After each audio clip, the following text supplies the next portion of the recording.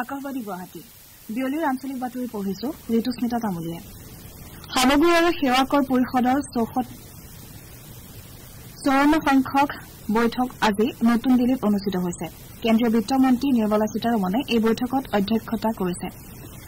উল্লেখযোগ্য যে চলিত বৰ্ষৰ জুন মাহত অনুষ্ঠিত এই পৰিষদৰ পূৰ্বৰ বৈঠকত তীখা লো আৰু এলুমিনিয়ামৰ সকলো গাখীৰৰ কেনত 12% জিএছটি ধাৰ্য কৰা হৈছিল বৈঠকত ভাৰতীয় ৰেলৱে প্ৰদান কৰা বিভিন্ন সেৱাসমূহত জিএছটি আৰোপ নকৰাৰ সম্ভাৱনা প্ৰকাশ কৰিছিল এই সেৱা কৰসমূহৰ ভিতৰত প্লেটফৰ্ম টিকট বিক্ৰী ৰিপেয়াৰিং ৰুম জিৰণি চৰা আৰু বেটাৰী চালিত বাহনৰ সেৱা আদি আছে ৰাজ্যখনত বান নিয়ন্ত্ৰণত সহায় হোৱাকৈ জল সম্পদ বিভাগে কেইবাটাও স্থানত জলাশয় উন্নয়নৰ বাবে পদক্ষেপ গ্ৰহণ কৰাৰ সিদ্ধান্ত লৈছে ইয়াৰ বাবে 9টা স্থান বাছনি কৰি প্ৰাৰম্ভিক গৱেষণা আৰু ক্ষেত্ৰ পৰিদৰ্শনৰ কাম অব্যাহত ৰখা হৈছে আজি জলসম্পদ মন্ত্ৰী পীযুষ হাজৰিকাই বিভাগীয় মুখ্য অভিযন্তা আৰু সকলো সংমণ্ডলৰ অভিযন্তাৰ সৈতে ভাৰ্চুৱেল মাধ্যমেৰে বৈঠকত মিলিত হৈ এই বিষয়ে আলোচনা কৰে এই আলোচনাকালত ৰাজ্য চৰকাৰৰ বিশেষ মুখ্য সচিব সৈয়দিন আব্বাসীও উপস্থিত থাকে এই বৈঠকত ৰাজ্যখনৰ বান গৰাখহনীয়া সমস্যা নিয়ন্ত্ৰণৰ বাবে উপায় উদ্ভাৱন সন্দৰ্ভত খৰচি মাৰি আলোচনা কৰা হয় জলসম্পদ মন্ত্ৰীগৰাকীয়ে এই ক্ষেত্ৰত বিষয়া কৰ্মচাৰীসকলে গ্ৰহণ কৰা ভূমিকাক প্ৰশংসা কৰে ভাৰতীয় জনতা পাৰ্টীয়ে দেশজুৰি ৰূপায়ণ কৰা সদস্য ভৰ্তি অভিযানৰ অংশ হিচাপে আজি কেন্দ্ৰীয় মন্ত্ৰী সৰ্বানন্দ সোণোৱালে গুৱাহাটীত 10খন জিলাৰ দলীয় সভাপতি মণ্ডল সভাপতি আৰু সদস্য ভৰ্তি অভিযানৰ কৰ্মকৰ্তাসকলৰ সৈতে ভিডিঅ' কনফাৰেন্সিং ব্যৱস্থাৰে আলোচনা কৰিছে তেওঁ লগতে এই অভিযানৰ সবিশেষ বুজ লৈ বিভিন্ন দিহা পৰামৰ্শ আগবঢ়ায় কেন্দ্ৰীয় মন্ত্ৰীগৰাকীয়ে কয় যে আজি এই অভিযানৰ অংশ হিচাপে দলীয় নেতৃত্বই ডিব্ৰুগড়কে ধৰি ৰাজ্যৰ 10খন জিলা তদাৰকৰ দায়িত্ব অৰ্পণ কৰিছে প্ৰধানমন্ত্ৰী নৰেন্দ্ৰ মোদীৰ নেতৃত্বত বিকশিত আৰু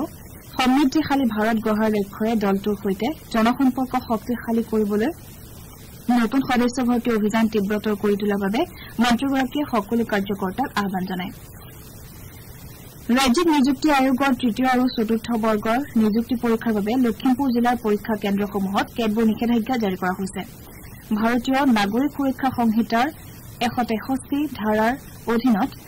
জিলা দণ্ডাধীশগৰাকীয়ে লিখিত পৰীক্ষাত অনুষ্ঠিত হ'বলগীয়া কেন্দ্ৰসমূহত এই নিষেধাজ্ঞা জাৰি কৰিছে সেই অনুসৰি পৰীক্ষা কেন্দ্ৰসমূহৰ 100 মিটাৰ ব্যাসাৰ্ধৰ ভিতৰত প্ৰাৰ্থী আৰু পৰীক্ষাৰ দায়িত্ব নিয়োজিত কৰ্মচাৰীৰ বাহিৰে অন্য লোকৰ সমাৱেশত নিষেধাজ্ঞা আৰোপ কৰা হৈছে কোনো প্ৰাৰ্থীয়ে মোবাইল ফোন বা আন কোনো ধৰণৰ ডিজিটেল যোগাযোগৰ মাধ্যম পৰীক্ষা কেন্দ্ৰলৈ নিব নোৱাৰিব প্ৰাৰ্থীসকলে কেলকুলেটৰ পেনড্ৰাইভ কাগজ পাঠ্যপুথি বা অন্য কোনো অসৎ উপায় অৱলম্বন কৰা সামগ্ৰীও কেন্দ্ৰলৈ নিব নোৱাৰিব এই আদেশ অমান্য কৰাসকলৰ বিৰুদ্ধে আইনগত ব্যৱস্থা গ্ৰহণ কৰা হ'ব বুলি নিৰ্দেশনাটোত উল্লেখ কৰা হৈছে সন্তান সম্ভৱা মাতৃ আৰু শিশুৰ সুস্বাস্থ্য নিশ্চিত কৰাৰ লক্ষ্যৰে ৰাজ্যৰ বিভিন্ন প্ৰান্তত ৰাষ্ট্ৰীয় পোষণ মাহৰ অধীনত বিভিন্ন কাৰ্যসূচী গ্ৰহণ কৰা হৈছে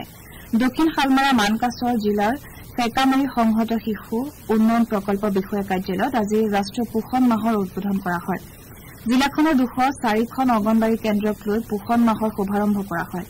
প্ৰতিখন অংগনবাড়ী কেন্দ্ৰৰ কৰ্মী আৰু সহায়িকাসকলে প্ৰসূতি আৰু শিশুসকলৰ মাজত পুষ্টিকৰ খাদ্য গ্ৰহণৰ বাবে সজাগতা আনিবলৈ আলোচনা কৰে ৰাষ্ট্ৰীয় গ্ৰামীণ বিকাশ নিধিৰ অধীনত গ্ৰামাঞ্চলৰ মহিলাসকলক চৰকাৰী কল্যাণকামী আঁচনিসমূহৰ সন্দৰ্ভত সজাগ কৰাৰ লক্ষ্যৰে আজি মৰিগাঁও জিলাৰ মায়ং উন্নয়ন খণ্ডত এখন সজাগতা সভা অনুষ্ঠিত কৰা হয় উন্নয়ন খণ্ডটোৰ বিভিন্ন গাঁৱৰ অসম ৰাজ্যিক গ্ৰামীণ জীৱিকা অভিযানৰ সখীসকলে অংশ লোৱা এই সভাত নাবাৰ্ড আৰু অন্য বেংকৰ উপৰিও কৃষি গ্ৰামোন্নয়ন আদি বিভাগৰ বিষয়াসকলে অংশগ্ৰহণ কৰে অনুষ্ঠানত সমল ব্যক্তিসকলে কেন্দ্ৰীয় চৰকাৰৰ কল্যাণকামী আঁচনিসমূহৰ দ্বাৰা